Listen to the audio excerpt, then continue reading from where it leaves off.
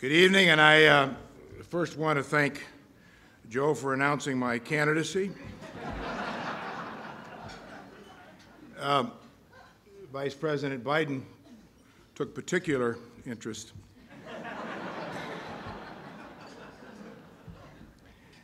I am not running for president, and so Biden can come back. It'll be all right.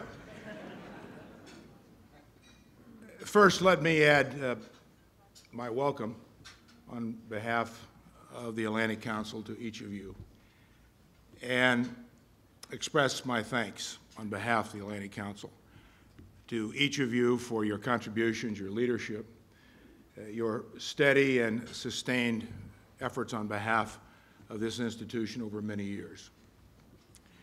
I would begin my welcoming remarks, which will be very brief as I prepare to introduce Vice President Biden, with an acknowledgement on behalf of the Atlantic Council of the men and women of this country who serve in uniform, who serve in the intelligence communities, who serve in the State Department, Foreign Service.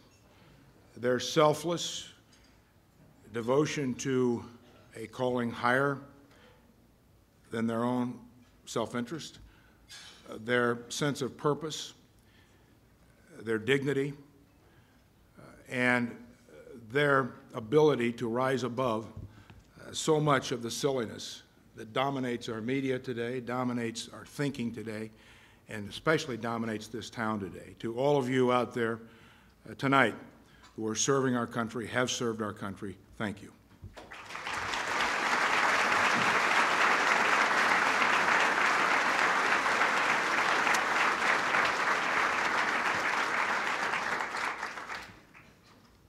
Thanks as well to Mika and Joe for their, once again, agreeing to be our MCs for this evening.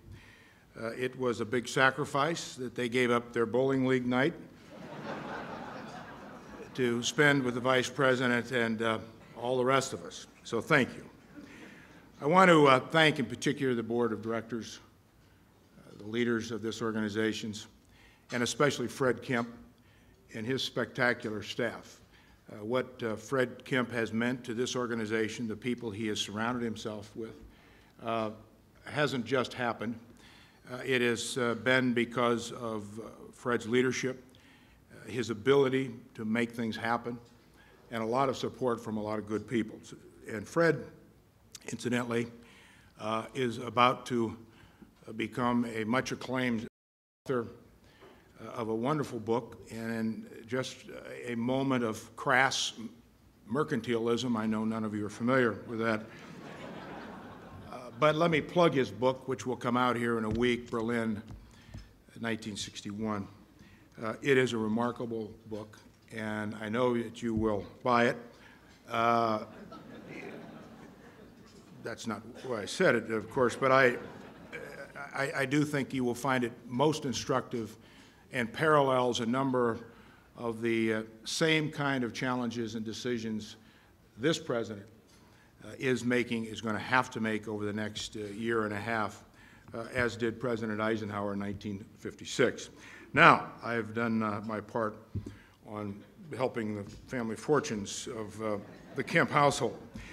We congratulate the honorees tonight for their accomplishments, what they have done to and for, on behalf of their industries, of their families, those who mentored them and helped them, but most importantly, what they have meant to the transatlantic alliance and the world. So you will hear more about each of those honorees later in the program, but on behalf of the Atlantic Council, I wish to acknowledge them, and as they have and continue to be important to our world, because each in his own way has been about making the world a better place.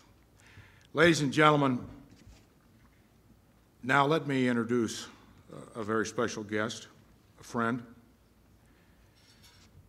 In a world full of swirling changes, shifting alliances, and global frameworks, we look to anchors of stability for assurance that tomorrow is going to be better than today.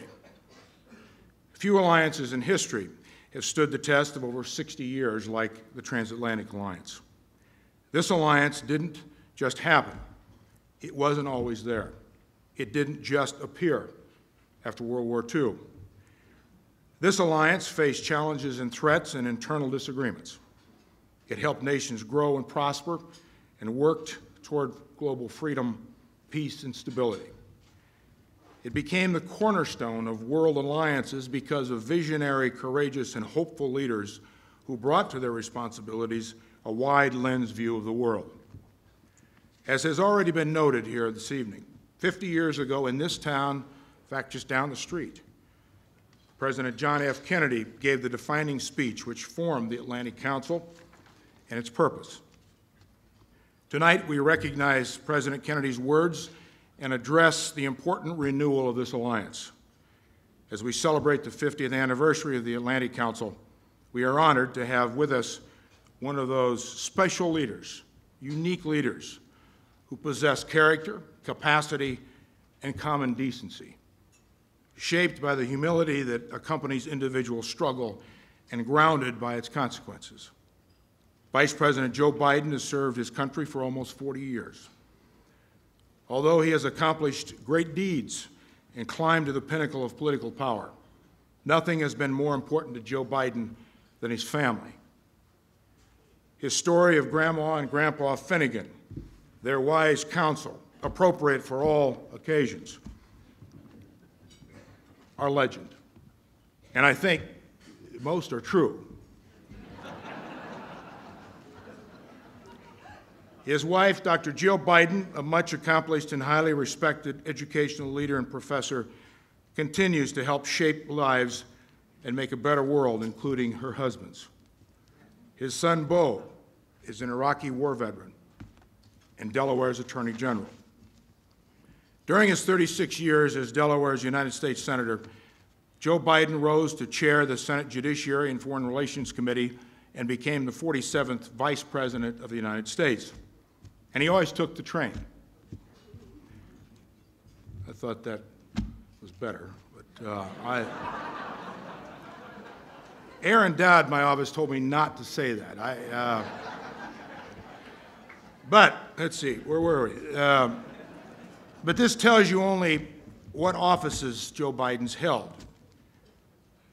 But it has not addressed what he's contributed to America and the transatlantic alliance. Few members of Congress have ever attained the internationally respected prominence of Joe Biden. I, like many of you here tonight, watched him and worked with him as he became one of the most knowledgeable and effective foreign policy thinkers and practitioners in the history of the Congress. His only shortcoming, as far as I can determine, his speeches are always far too short.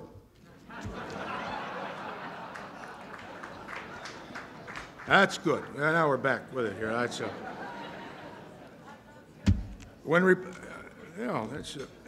wasn't in the script. She said she loved me down here. When Republican Strom Thurmond of South Carolina died, and this is a serious moment, the longest-serving senator in the history of the U.S. Senate, he left instructions that he wanted no memorial services and only a funeral with one individual giving the eulogy, his Democratic Senate colleague from Delaware, Joe Biden. Like the reason for Strom Thurmond's last wish, whether you agree or disagree with Joe Biden, his colleagues respect him. Respect, like trust, is earned and is the currency that allows leaders to make important and lasting contributions to their country and the world. I am often asked, you know Joe Biden, you served with him on the Foreign Relations Committee for many years, you traveled all over the world with him. What kind of a guy is he? My response is always the same. He's one of the few people who has spent most of his life at the center of power in Washington, D.C., and still has his soul. That's Joe Biden. Ladies and gentlemen, Vice President of the United States, Joe Biden.